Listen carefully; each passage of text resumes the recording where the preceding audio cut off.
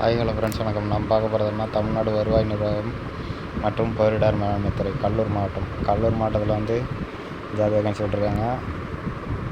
என்னென்னா village assistant ஆஃபீஸருக்கான job vacancy தான். அந்த அப்ளிகேஷன் எப்படி ஃபில்அப் பண்ணுறதுன்றது தான் பார்க்க போகிறோம். பாதி பேர் இந்த அப்ளிகேஷன் எப்படி ஃபில்அப் பண்ணுறதுன்றது தெரியாமல் இருக்குது.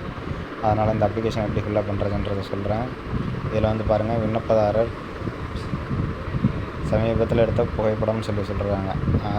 இப்போ ரீசெண்டாக எடுத்த ஃபோட்டோ வந்து இந்த இடத்துல ஓட்டணும், ஓகேவா?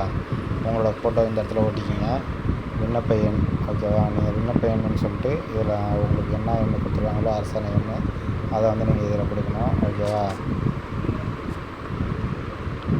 விண்ணப்பதாரர் விவரங்கள், டீட்டெயில்ஸ் ஆஃப் த அப்ளிகேண்ட்னு சொல்லி கேட்டிருக்காங்க பாருங்கள். இந்த இடத்துல வந்து பெயர், உங்களோட பெயர் எழுதிக்கிங்க. இங்கே வந்து உங்களோட தந்தை பெயர், லேடிஸாக இருந்தால் கணவர் பெயர், கணவர் அப்படி இல்லைனாலும் அவங்க அப்பா பேரை எழுதிக்கிங்க. இருப்பிடம், ஓகேவா? ரெசிடெண்ட் அட்ரஸ் இந்த இடத்துல எழுதிக்கணும், ஓகேவா? இந்த இடத்துல வந்து நிரந்தர முகவரி, இந்த இடத்துல ஃபுல்லாக நிரந்தர முகவரி. நீங்கள் பர்மனெண்ட் அட்ரஸ் ரெண்டுமே ஒன்று தானே, சேம் அட்ரஸ் போட்டுக்கலாம், ஒன்றும் பிரச்சனை இல்லை. இந்த இடத்துல பிறந்த தேதியை நீங்கள் போட்டுக்கணும். இங்கே வந்து உங்கள் ஏஜ், இந்த நாளுக்கு எத்தனை வயசு ஆகுதுன்னு சொல்லிட்டு இந்த இடத்துல மென்ஷன் பண்ணணும். அதுக்கப்புறம் பாருங்கள், இந்த இடத்துல பாலினம்னு சொல்லி கேட்டிருக்காங்க. ஆண்னா ஆண், பெண்ணா பெண், இல்லைனா மூன்றாம் பாலினம், ஓகேவா? இதை நீங்கள் எதுன்னு சொல்லிட்டு கரெக்டாக ஃபில்அப் பண்ணிக்கணும், தப்பு பண்ணக்கூடாது. அடுத்தது வந்து பாருங்கள், மதம், ஜாதி, உறுப்பினர் சொல்லி கேட்டிருக்காங்க. மதம் என்னன்னு போட்டுக்கோங்க. இந்து, முஸ்லீம், கிறிஸ்டின் சொல்லிட்டு போட்டுக்கோங்க. ஜாதி பாருங்கள், ஓசி, பிசி, பிசிஎம், எம்பிசி, டிஎன்சி அந்தமாரி எதாவது நம்ம போட்டுக்கோங்க. உங்களுக்கு என்னவோ அதை நீங்கள் டிக் பண்ணிக்கோங்க. உட்பிரிவு அதில் 1 இயர் கவுண்டர் அப்படின்னு சொல்லிட்டு எல்லாமே வருமா, அந்தமாரி இருக்கிற நீங்கள் உங்கள் உட்பிரிவு என்னன்னு சொல்லிட்டு அதில் எழுதிங்க. ஜாதி சான்றிதழ் எண்ணுன்னு சொல்லி கேட்டிருக்காங்க. கம்யூனிட்டி சர்டிஃபிகேட்டில் டாப்பில் பாருங்கள், டிஎன்னு சொல்லிட்டு ஆரம்பிக்கும், அதுதான் உங்கள் ஜாதி சர்டிஃபிகேட் நம்பர். வழங்கப்பட்ட தேதி கீழே பாருங்கள், சைனுக்கு கீழே டிக்கு போட்டிருக்கும்ல, அந்த இடத்துல இருக்கும், அதுதான் அந்த டேட்டு, வழங்கப்பட்ட தேதி. ஆதார் அட்டை எண் இந்த இடத்துல உங்கள் 12 டிஜிட் நம்பர் இந்த இடத்துல எழுதணும், ஓகேவா?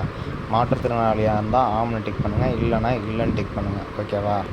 மாற்றுத்திறனாளி இல்லைன்னா இல்லைன்னு டிக் பண்ணிக்கோங்க.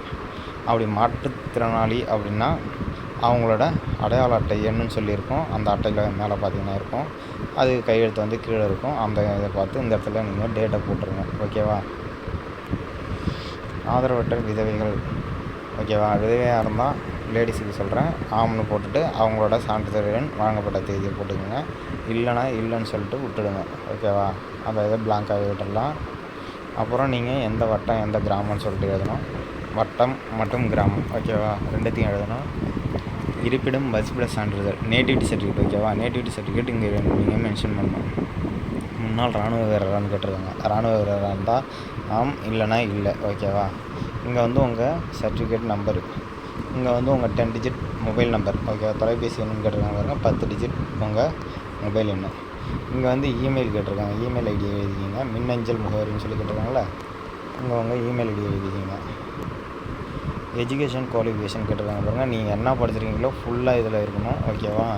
10னா 10, டிகிரினா டிகிரி, லாஸ்ட்டு என்ன படிச்சிருக்கீங்களோ அது வரைக்கும் இதில் இருக்கணும், ஓகேவா?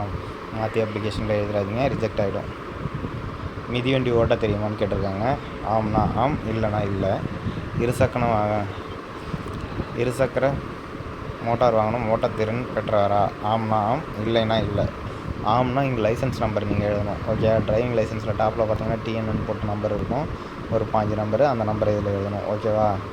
உரிமம் வேலிடிட்டி டேட்டு கேட்டிருக்காங்க. வேலிடிட்டி டேட்டு சென்டரில் பார்த்தீங்கன்னா வேலிடிட்டி டேட்டுன்னு போட்டு வச்சுருப்பாங்க, அதை இந்த இடத்துல எழுதுங்க.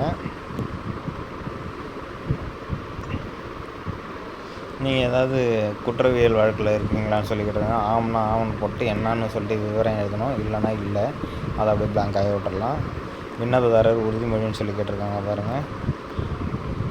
இது எல்லாமே நீங்கள் இதை உண்மையான தகவலை மட்டும்தான் நான் என்ட்ரு பண்ணிருக்கேன், தப்பான தகவல் எதுவும் இல்லை, நான் சரியாக தான் எல்லாத்தையும் எழுதி கொடுத்துருக்கேன் அப்படின்னு சொல்லிட்டு இந்த இடத்துல ஒரு கையெழுத்து போடுவீங்க.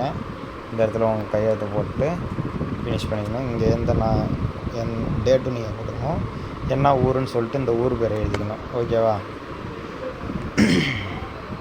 இங்கே வந்து பாருங்கள், என்னென்ன சர்டிஃபிகேட்ஸ் வைக்கணும்னு சொல்லி பிறந்த தேதிக்காக 10th 12th மார்க் ஷீட் ஏதாவது ஒன்று, கல்வி சான்றிதழ் நகல், இருப்பிட சான்று, சாதி சான்று, ஆதார் அட்டை, மாற்றுத்திறனாளி சான்று, வாக்காளர் அடையாள அட்டை, ஓட்டுரிமை நகல், வேலைவாய்ப்பு அலுவலகத்தில் பதிவிட்ட குடும்ப அட்டை நகல், ஓகேவா? இத்தனையும் நீங்கள் வைக்கணும். இதில் இதில் நீங்கள் பெறுநருக்கு எந்த ஆட்டம் எந்த ஆட்டாசியர்னு சொல்லிட்டு இதில் மென்ஷன் பண்ணணும்.